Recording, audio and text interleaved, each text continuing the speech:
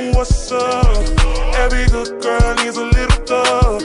Every black boy needs a little love. Assalamualaikum warahmatullahi wabarakatuh. Halo semuanya, perkenalkan nama saya Dinda Kaimatus Waliha. Saya dari Pendidikan Ekonomi Universitas Jember. Di sini saya akan menampilkan video pembelajaran mengenai pendapatan nasional. Apa itu pendapatan nasional? Apa itu pendapatan nasional? Pendapatan nasional adalah jumlah pendapatan masyarakat suatu negara dalam periode tertentu, biasanya dalam periode 1 tahun. Pendapatan nasional mempunyai peran penting dalam menggambarkan tingkat kegiatan ekonomi yang dicapai, serta perubahan dan pertumbuhannya dari tahun ke tahun. Kemudian apa sih manfaat dari pendapatan nasional? Yang pertama, mengetahui dan menganalisis struktur ekonomi suatu negara, apakah struktur ekonomi tersebut industri, agraris, ataupun jasa. Kedua, membandingkan keadaan perekonomian dari waktu ke waktu karena pendapatan nasional dicatat setiap tahun. Ketiga, membandingkan perekonomian antar negara di dunia. Keempat, pedoman bagi pemerintah untuk mengambil kebijakan yang berkaitan dengan pembangunan ekonomi nasional. Konsep-konsep pendapatan nasional. 1. Produk domestik bruto merupakan jumlah produk berupa barang dan jasa yang dihasilkan oleh unit-unit produksi di dalam batas wilayah suatu negara selama 1 tahun, termasuk hasil produksi barang dan jasa yang dihasilkan oleh perusahaan orang asing yang beroperasi di wilayah negara yang bersangkutan. Kedua, produk nasional bruto adalah jumlah seluruh produk barang dan jasa suatu negara dalam 1 tahun, yang meliputi barang dan jasa yang dihasilkan oleh seluruh warga negara, baik yang berada di dalam negeri maupun di luar negeri. Ketiga, produk nasional neto adalah nilai pasar barang dan jasa yang dihasilkan dalam 1 tahun. Untuk menghitung produk nasional neto adalah produk nasional bruto dikurangi dengan penyusutan. Penyusutan di sini artinya penyusutan barang-barang yang digunakan dalam proses produksi atau barang modal. Keempat, pendapatan nasional bersih dapat dilihat dari dua sisi.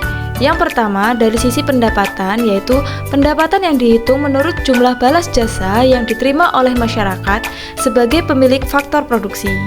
Yang kedua, dari sisi produksi, yaitu sejumlah nilai bersih barang dan jasa yang dihasilkan oleh suatu negara.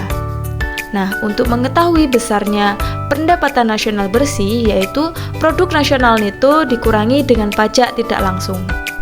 Kelima, pendapatan perorangan adalah seluruh pendapatan yang benar-benar diterima oleh masyarakat. Jenis pendapatan yang tidak termasuk dalam pendapatan nasional merupakan pendapatan pribadi. Keenam, pendapatan bebas. Pendapatan bebas adalah pendapatan pribadi dikurangi oleh pajak yang harus dibayar oleh para penerima pendapatan.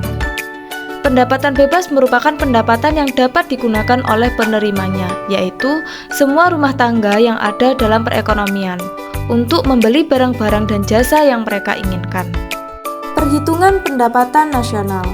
Yang pertama, pendekatan produksi, yaitu dengan menjumlahkan nilai produksi tiap-tiap sektor ekonomi atau dengan menjumlahkan secara keseluruhan nilai tambah dari semua kegiatan ekonomi yang dihasilkan perusahaan.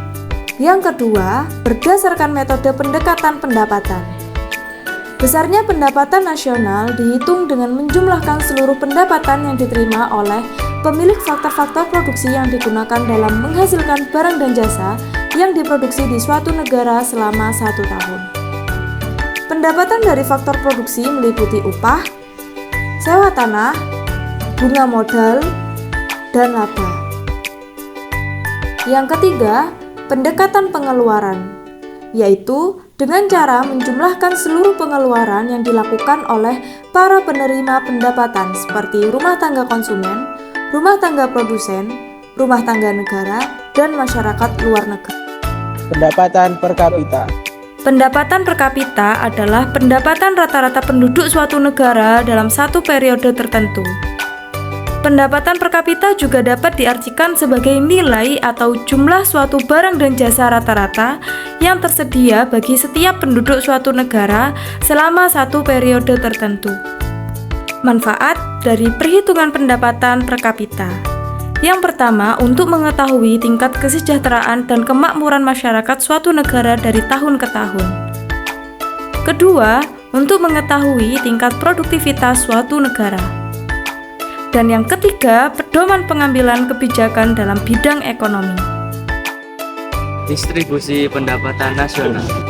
Ada dua tolak ukur untuk mengetahui kemerataan pendapatan. Yang pertama, rasio indeks Gini, biasa disebut dengan koefisien Gini. Koefisien Gini adalah ukuran ketimpangan atau ketidakmerataan pendapatan suatu negara. Angka koefisien Gini berkisar antara 0 hingga 1. Semakin kecil koefisien Gini, semakin merata distribusi pendapatannya. Semakin besar koefisien Gini atau mendekati 1, semakin tidak merata pendapatannya. Nilai rasio indeks Gini atau koefisien Gini dapat digambarkan dalam bentuk kurva yang disebut dengan kurva Lorenz. Yang kedua, kriteria Bank Dunia dalam menghitung persentase distribusi pendapatan. Menurut kriteria Bank Dunia, yang menjadi patokan adalah 40% penduduk termiskin. Kriterianya adalah sebagai berikut. 1. Jika 40% penduduk termiskin menikmati kurang dari 12% pendapatan nasional, maka ketimpangan tinggi. 2. Jika 40% penduduk termiskin menikmati 12% hingga 17% pendapatan nasional, maka ketimpangan sedang. Ketiga, jika 40% penduduk termiskin menikmati lebih dari 17% pendapatan nasional, maka ketimpangan rendah. Redistribusi pendapatan nasional. Redistribusi pendapatan nasional merupakan suatu bentuk jaminan sosial dari negara ke masyarakat. Hal ini adalah langkah yang diambil pemerintah untuk mengatasi adanya kesenjangan ekonomi di antara masyarakat. Hal tersebut dilakukan dengan cara mendistribusikan kembali pendapatan nasional kepada masyarakat yang berhak menerimanya. Apa saja sih jenis-jenis redistribusi pendapatan nasional? Redistribusi pendapatan nasional ada dua. Yang pertama, redistribusi vertikal. Redistribusi pendapatan nasional vertikal merupakan penyaluran uang dari pihak yang memiliki tingkat ekonomi lebih tinggi ke kalangan kurang mampu. Berikut ini contohnya. Halo, permisi Kak, saya mau beli HP. Oh ya, ini harganya 5 juta. Oh iya Kak, ini uangnya. Kegiatan seseorang membeli barang di mall, di mana harga barang tersebut sudah termasuk pajak. Ini ya uang pajaknya. Terima kasih. Pajak dari penjualan barang tersebut kemudian masuk ke pemerintah sebagai pendapatan negara.